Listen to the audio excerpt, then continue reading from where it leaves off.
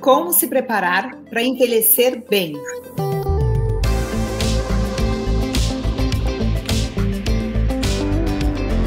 Hoje nós vamos conversar a respeito desse assunto, um assunto tão importante. E eu trouxe a doutora Cíntia, ela é psiquiatra, formada pela Universidade Federal de Pelotas, minha conterrânea, minha colega de turma. Oi, Cíntia, tudo bem? Tudo bom? Tudo bem, Rostana. Um prazer estar contigo aqui. Bom, Cíntia, eu atendo muitos pacientes idosos. E não só os pacientes idosos, os pacientes adultos jovens, eles têm uma certa restrição, uma certa dificuldade de entender que a idade vai passando. Então, os pacientes apresentam dor muscular e alguma dificuldade de entender que essa alteração física, ela acompanha o nosso envelhecimento. E, claro, a gente pode fazer muita coisa para melhorar esse envelhecimento, para melhorar essa passagem de tempo.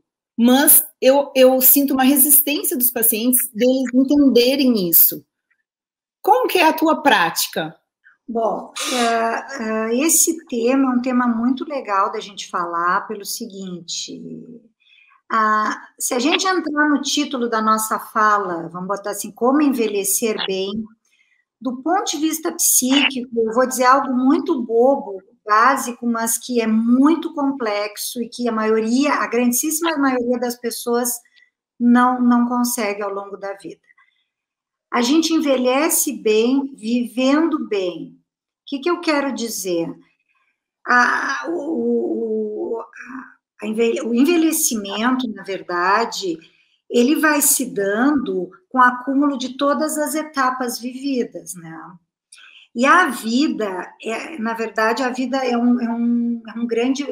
Quando a gente chega na velhice, nós fazemos um grande balanço, onde nós temos saldos positivos e negativos. Etapas não vividas, elas sempre cobram um preço. A gente não tem como fugir disso na vida.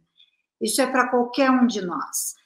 Então, se nós não vivemos, vamos dizer, a adolescência como tinha que ser vivida, a infância como tinha que ser vivida, a idade adulta como tinha que ser vivida, não que exista um padrão de normalidade. Sim, claro.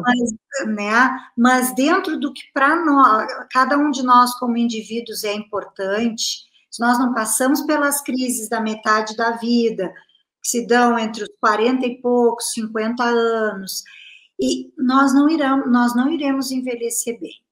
Isso não significa que, vou dar um exemplo básico, quando a gente pensa em menopausa. Não, uma mulher não passa bem pela menopausa se ela não cumpriu a função reprodutiva dela e não foi mãe. Não é assim psiquicamente. Não são todas as mulheres que psiquicamente têm que ser mães, não faz parte de um padrão psíquico de normalidade. Agora, uma mulher para quem a maternidade é algo muito importante, por exemplo, e ela não pôde viver aquilo por qualquer motivo que seja, ela vai passar muito mal pelo fim da etapa reprodutiva. Uhum. Isso a gente vê em tudo. Então, por exemplo, uma pessoa que não pôde viver a adolescência como precisaria e que não esgotou a adolescência como precisaria ter vivido, ela vai viver o resto da vida atrás dessa adolescência perdida. Isso a gente vê muito em adultos na crise da metade da vida. No meu consultório, até às vezes eu sinto uma certa dificuldade de ajudar esses pacientes, porque eles estão muito tristes, e falam, doutor, é muito ruim ficar velho. E eu sempre questiono, mas não é esse o nosso objetivo, né, de vida? Eu até brinco, às vezes eu brinco, mas a outra opção é pior, né? E aí a gente ri e tal, mas assim, eu sinto essa resistência e uma dificuldade de poder ajudar, né? Porque eu sempre questiono como que tá a vida, como que estão as coisas, para poder, porque assim, um tratamento de dor, eu acho que ele passa muito por entender como que esse paciente, ele age no seu dia a dia, né? E como que é a vida dele com os filhos e com os pais. com ele mesmo, né? O cuidado com ele mesmo, o que ele acha importante. Então, eu vejo mulheres de 60 anos, digamos assim, se entregando. Ah, mas doutora, eu já tô velha. Mas e os próximos 30 anos que você tem pela frente, né? Exatamente. O que você vai fazer com isso? Exatamente. Mas isso vai depender muito de como a pessoa chegou até ali, né? As pessoas envelhecem e morrem da mesma maneira que elas vivem. E essa conta, ela chega para todos nós. Não que não tenha dificuldades inerentes do envelhecimento. A gente também, às vezes, idealiza a coisa do envelhecer, a melhor idade, como se não... Tem coisas muito difíceis. As limitações físicas, elas chegam para todos. E não só as limitações físicas, o acompanhar os amigos envelhecendo, os amigos morrendo, a proximidade com a morte, a sensação de se sentir, às vezes, descartável, de não ter mais uma função social tão grande. Isso tudo não é fácil, tem que ser elaborado na vida, né? E vou dar um exemplo, assim, por exemplo, uma pessoa que focou toda a vida adulta no trabalho, o envelhecer para ela vai ser muito difícil. Por quê? Porque em algum momento o trabalho deixa de ter um tamanho muito grande na vida das pessoas e a gente entra na relação de casal, na relação com os filhos, enfim. Os netos. Então, com os netos. Mas eu nunca investi nisso na vida. A minha vida inteira foi trabalhar, por exemplo, e ganhar dinheiro, fica difícil, né? Sim. Por isso que a gente costuma ver na clínica que as pessoas que envelhecem melhor são as pessoas que têm uma vida mais integrada. Um equilíbrio. Um equilíbrio, exatamente. Então, às vezes, a gente vê pessoas que tiveram um grande sucesso, por exemplo, profissional, e que entram muito mal na velhice. Porque não é que elas não possam seguir produzindo profissionalmente, mas dependendo da profissão, vão existir limitações inerentes ao envelhecimento. Uma coisa que adquire muita importância no envelhecimento também, os filhos vão para a vida, é a relação de casal, que a grande maioria das pessoas não investe nela, porque passa a vida acelerada, trabalhando, sim, cuidando dos filhos, isso não sobra tempo para o casal. E, de repente, o casal se vê junto de novo, e às vezes não se suportam. Não sabe o que fazer um com o outro, né? Não tem nem assunto. Não tem nenhum assunto. Então, por isso que eu digo, isso é construção uma vida inteira, né? E outra coisa são os projetos. Se a gente não tem projetos novos, nós morremos afetivamente. Sim. Então, as pessoas que se reinventam em termos de projetos são as pessoas também que envelhecem melhor. E aí não precisam ser mega projetos, né? Sim. Às vezes, para cuidar de um neto, fazer uma horta. Meu projeto de velhice é ter uma horta. Mas isso tem que dar um prazer, isso tem que estar ligado ao prazer. O problema é que tem muitas pessoas que o prazer está ligado a situações de muita juventude. A bebida, a vida mais acelerada, o trabalho, ou os esportes mais radicais, o estar sempre em movimento, em festas, e com a idade isso vai mudando, né? Exato. A vida familiar... Que quando a gente fala em hidroginástica, elas têm uma síncope, desmaio. Eu falo, doutora, pelo amor de Deus, eu não vou fazer hidroginástica. É um monte de velha fazendo xixi na piscina, que horror, né? Mas por aí, se a hidroginástica é algo que está muito mais adequado para o teu corpo naquele momento, para o teu ritmo de vida naquele momento, para a tua situação cardiovascular daquele momento, que isso vire algo prazeroso, né? Sim. E conviver com pessoas que estarão na mesma situação que tu, né? Exatamente. E terão as mesmas histórias, né? Eu acho que a gente tem que se conectar com as histórias, né? Às vezes, tu acha que só tu está naquela situação, mas daqui a pouco tu conversa com outro e aí não é a mesma situação, mas é a realidade é a mesma, né? Agora, aí tem uma coisa muito interessante, porque, claro, isso abre um leque para um monte de coisa, né? Mas que é a capacidade de se adaptar as mudanças do tempo. Para algumas pessoas isso é mais fácil. Eu vejo que para as mulheres em geral, a coisa do envelhecimento físico, estético, é muito difícil. Isso, por sorte, está mudando na nossa cultura, onde a mulher deixa de ser tanto só um objeto de perfeição e o corpo perfeito, e tudo tem que estar lindo, maravilhoso no lugar, entendeu?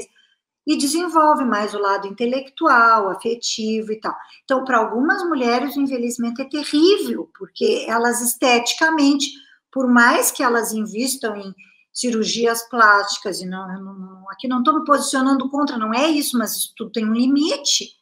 Nosso organismo, biologicamente, em algum momento, ele vai se limitar. Algumas pessoas, por exemplo, que têm prazeres mais intelectuais, é mais fácil. Porque se elas têm limitações físicas, elas não perdem os prazeres. Elas vão seguir lendo, elas vão seguir vendo vídeos, tá, e por aí vai. Eu vejo com os homens uma dificuldade muito grande com a coisa do trabalho. Uhum. Quando chega uma hora em que eles perdem o protagonismo no trabalho. Eles não são mais os chefes da equipe, eles seguem trabalhando, mas não são mais os chefes. E aí eles se sentem como se eles tivessem perdido todo o valor, por exemplo. Sim. Porque para o homem está ligado muito ao trabalho culturalmente, a potência e o poder. E às vezes é difícil para o homem se voltar para os prazeres mais de casa, para os netos, para os filhos, para a mulher, como é que tu falasse? Para a horta, para a leitura, cada um tem os seus prazeres, né? Mas não, parece que perdendo o poder dentro do mercado de trabalho, ele perde o valor, né? Então, é um pouquinho diferente nos sexos, mas a passagem do tempo bate para todos nós, né? É inexorável, não adianta. Não tem como fugir. Não tem como fugir, mas eu acho que o que tu falou é muito importante, vai me ajudar bastante, porque se eu mostrar para os pacientes que eles têm que ter projetos, né, isso vira um objetivo, né, e isso ajuda, né. Então, os pacientes, eles têm que, as pessoas, né, em geral, elas têm que entender, né, e o difícil é fazê-las entender, né, Cíntia? Eu assisti uma vez uma entrevista do Niemeyer, do arquiteto. Eu não lembro que idade ele tinha na entrevista, mas era 90 e muitos, tá? Sim. E o repórter perguntou para ele se ele ainda tinha... Ele morreu com 100 alguma... Por aí eu não sei, 101, não, por aí estou dizendo, bom, mas por aí. E o repórter perguntou para ele se ele... Quais eram os projetos dele? Se ele ainda tinha projetos. Ele disse, eu tenho muitos. Até o dia da minha morte eu vou ter vários projetos. Quem não tem projetos não está mais vivo. O que acontece? A gente tem que readaptar o tipo de projeto. Aí entra a coisa das fases de vida. Então, eu vou dar um exemplo bobo, mas vamos botar que para mim é muito importante, não sei, correr uma maratona 30 quilômetros, sei lá. E eu tenho 90 anos, e nesse momento eu tenho que iniciar isso. Bom, talvez eu vou ter que adaptar esse projeto, se eu nunca corri na vida, não fui corredora, iniciar isso, eu vou ter que elaborar dentro de mim, isso ia ser muito importante fazer aos 30, né? Bom, então a gente tem que adaptar projetos. Claro. Isso faz parte da vida como um todo, né? Aí entra... Mas aí entra uma coisa que é difícil, que são os balanços de vida. Às vezes as pessoas chegam na idade madura muito pouco satisfeitas com o que elas construíram. Uhum. E aí é mais difícil envelhecer, né? Eu vejo que envelhecem melhor as pessoas que estão mais satisfeitas, que estão mais em paz com o que elas construíram. Sim. Vida perfeita não existe. Todos nós temos atrapalhações, mas as pessoas que estão mais satisfeitas dentro de um projeto assim, mais integrado, de trabalho, de vida afetiva, familiar, que tem amigos, que tem grupos, que tem uma socialização legal, elas envelhecem de uma maneira mais fácil, elas estão mais satisfeitas. Sim. Eu vejo isso. E aí é mais fácil lidar com as limitações físicas, inclusive. Porque tu já tem aquela noção, né? Eu já fiz a minha parte. Eu já trabalhei, eu criei meus filhos com os valores que eu queria passar, né? Eu tenho uma vida amorosa, às vezes a pessoa pode até não ter mais marido, não ter mais esposa, mas sabe que viveu aquele amor e viveu junto, que se doou. Eu acho que aí é bem isso que tu falou, a pessoa se sente, bom, missão cumprida, agora que venha a velhice. Tu falasse muito das dores crônicas, claro que independente de todos os mecanismos fisiopatológicos, que aqui eu não vou entrar nessa parte tal, e das patologias, o que a gente vê? Que as pessoas que estão mais felizes globalmente, que estão mais satisfeitas, elas ou lidam melhor com as dores crônicas, ou elas têm menos dores crônicas. Exatamente. Né? Isso a gente vê que, às vezes, isso entra num ciclo que é muito difícil. Eu dou o exemplo quando a gente bate o dedo do pé, quando a gente chuta o pé da cadeira com o dedinho do pé e tá frio. A tua dor vai ser muito maior do que se estivermos a 22 graus centígrados. Entendeu? Então, eu explico isso muito para os pacientes. Quando a gente não está bem com a gente mesmo, a gente sente mais dor. É a mesma coisa. Só que, claro, que se tu fala isso, às vezes o paciente já dá 2 passos para trás. A doutora está dizendo que eu não estou sentindo dor. Então, eu sempre dou o exemplo do dedinho no frio. Então, bate o dedinho na quina da mesa, né, no frio. Ele vai doer mais quando tu tá com frio do que quando tu não tá nem com frio nem com calor. Então, mas sabe o que? As pessoas não fazem por mal. Isso não é consciente, mas é muito mais fácil eu me ocupar de uma dor real física do que eu parar para pensar que eu não vivi como eu gostaria de ter vivido. Por exemplo, que teve situações na minha vida que ficaram em haver, porque todos nós temos acertos de contas que nós temos que fazer ao longo dos anos, que eu desisti, eu não investi, por exemplo, na minha vida profissional como eu gostaria, ou como eu tinha potencial para ter feito, ou que eu destruí os vínculos afetivos mais importantes e investi em coisas superficiais, por exemplo, efêmeras que não duram, e deixei de investir nos meus filhos, né? Eu estou dando exemplo. Então, a maioria das pessoas não para esse pensar mais profundo. Então, a angústia vai para o corpo. Sim. Não é que não sinta dor física. Não, real. claro que sente, exatamente, né?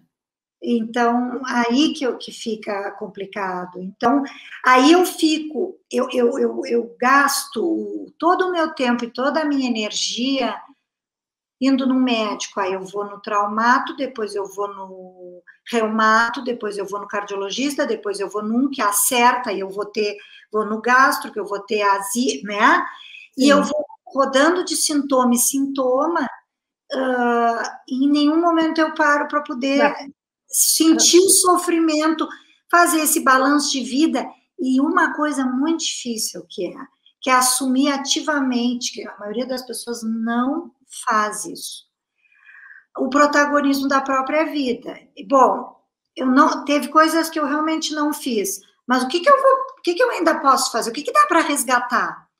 Sim. Por aí eu não tive com os meus filhos como eu gostaria, ou como eles precisariam estar, porque eu passei trabalhando, investindo só no profissional e tal.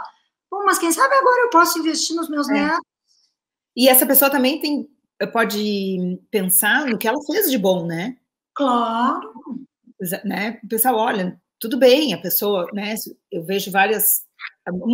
isso cai muito sobre a mulher, né? Trabalhar ou ficar com os filhos, né? Então, eu vejo que... E os dois lados é verdadeiro, né? Algumas mulheres que não trabalham e que se culpam, e aí eu digo sempre, né? Mas você vai levar seu filho, você vai buscar, você vai estar lá, você vai preparar comida, você vai almoçar com ele.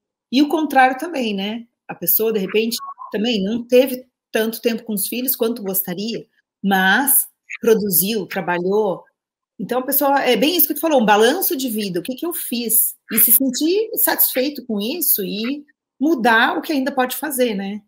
Com certeza. E não ser tão severo consigo Não mesmo. sei. Não foi por mal, foi assim que a vida se deu. Vamos dizer que uma pessoa que teve um pai que passava só na rua trabalhando, qual é a tendência dele? É repetir isso com os próprios filhos, e entender? Até que em algum momento a gente começa a questionar e modifica, mas não é por mal, nós repetimos o que nós recebemos, claro, não é por mal, não. Bom, Cíntia, muito obrigada, adorei, acho que serviu para a gente pensar bastante, né, fazermos os nossos balanços, né, claro. E com certeza ajudar os nossos pacientes, né? Que por mais que a gente não tenha uma formação como a tua, eu acho que cada médico pode ajudar um pouquinho, que ajude ali, já faz uma diferença, né? Com certeza. Obrigada, Cíntia. Foi um prazer, estava muito bom o nosso papo. Bom, espero que vocês tenham gostado do conteúdo dessa conversa, que foi muito gostosa. E te vejo no próximo vídeo.